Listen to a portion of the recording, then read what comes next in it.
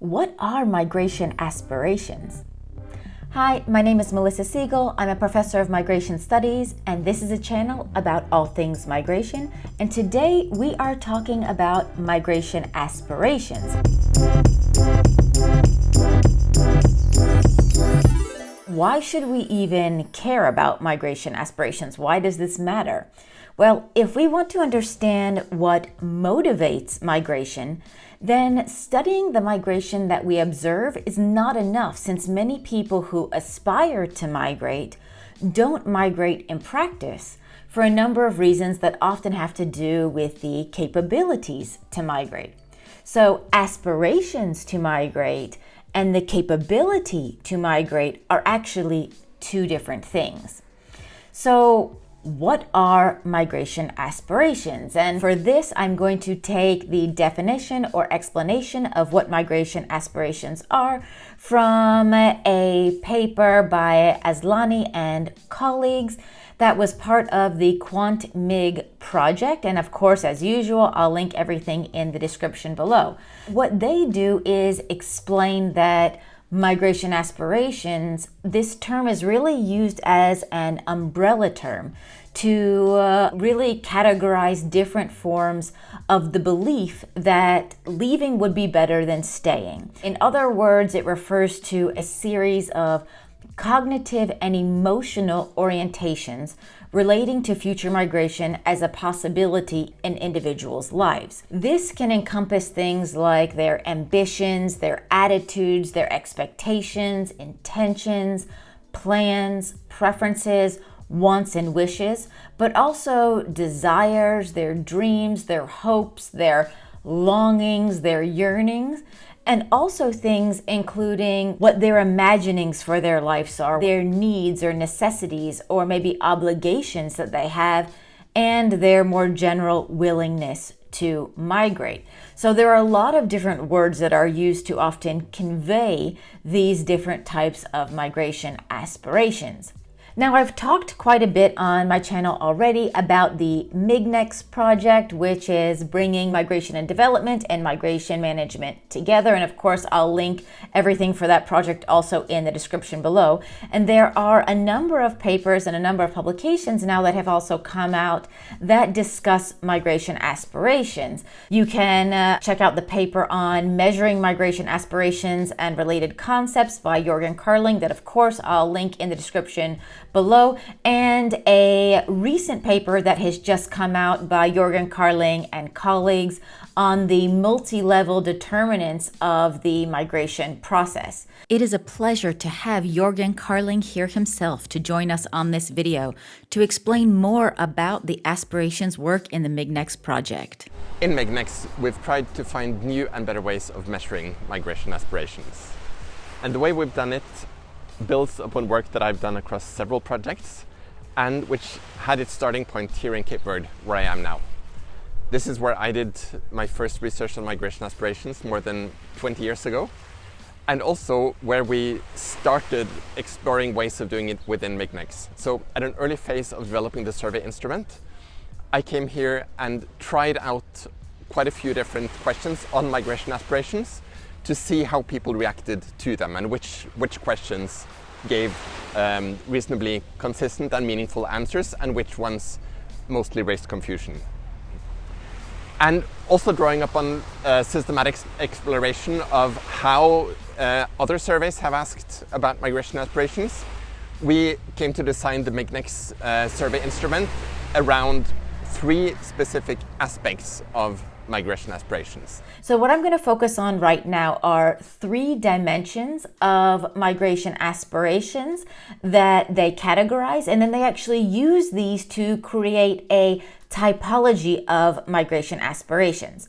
So as I mentioned before, the core of migration aspirations is whether a person thinks that leaving is better than staying. So if they think that migrating is better than staying, this could actually be on a spectrum from something that is a real kind of burning desire to migrate to something that people consider maybe the lesser of two evils. And then, of course, you have everything in between. That being said, thinking migration is desirable is not the same thing as being ready to take up an opportunity to migrate. Readiness is actually a separate but specific aspect of migration aspirations, which is maybe more closely related to current attachments that people have in their area of origin, or commitments that might stand in the way of their migration, like having care responsibilities, for example. It also differs whether international migration is something that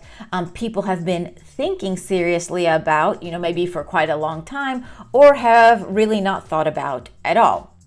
So there are three key dimensions then of migration aspirations that are used within the MIGNEX project. So the first one is migration consideration. So that's whether or not the people have seriously considered migrating to another country.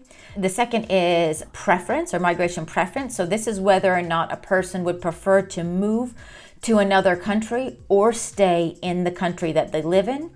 And the third dimension is whether people would seize an opportunity to migrate to another country if given the opportunity.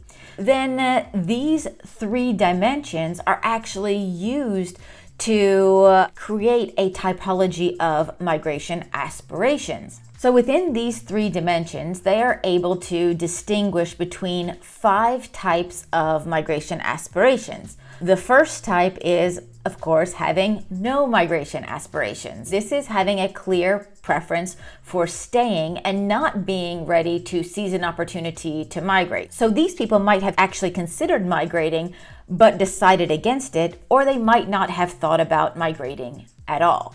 The second type is deferred migration aspirations.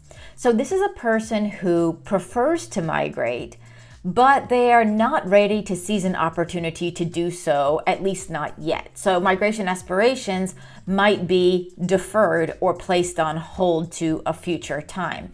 It also might be that the time is currently not right. Maybe they have other current commitments that make it difficult for them to leave. For example, maybe caring responsibilities or needing to finish a work project, etc.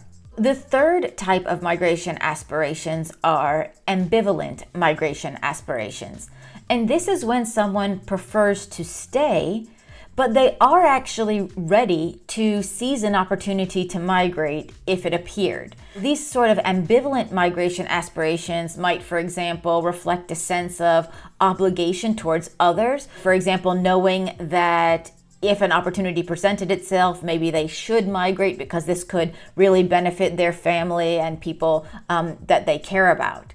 But it could also be that someone is maybe just sort of attuned to seeking whichever opportunities arise. Also, these are people who typically live in communities where lots of people would really like to migrate but don't have the opportunity. So in a way, they're surrounded by what we call involuntarily immobile people. In that situation, it's not so strange that if they're given an opportunity that so many others would grasp, their instinct would also be to grasp it. The fourth area is spontaneous migration aspirations. Now, this is preferring to leave and being ready to seize the opportunity to do so, but not necessarily having given much thought or serious consideration to migration.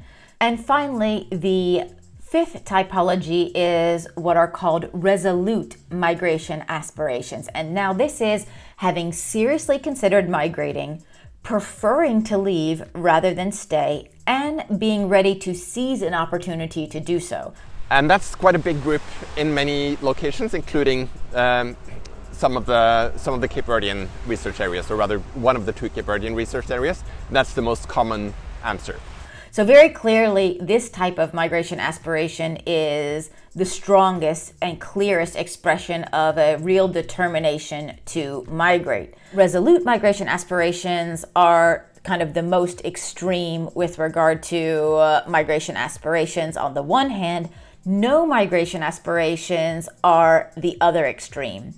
And then the other 3 types really show or express a sort of ambivalence or inconsistency that really reflect the complexity of migration decisions. And within these three in-between types, there's really no clear sort of ordering of these middle types. They all just have different attributes. And actually, the three middle groups together represent the majority of people in many areas. And that brings a lot of new insight into migration aspirations beyond the way we're traditionally used to think of it as either having migration aspirations or not. I hope this gave you a little bit more of a taste of what migration aspirations are and how we can categorize them and what different types we also see in practice. Of course, if you're interested to learn more and to see how this all plays out in practice, especially within data and what different types of migrant typologies that we actually see in practice, please do check out the MIGNEX website and check out the paper that has just come out there, because I think you'll find that quite interesting. And of course, keep an eye on that space and this space for more content of interesting results coming out of the MIGNEX project.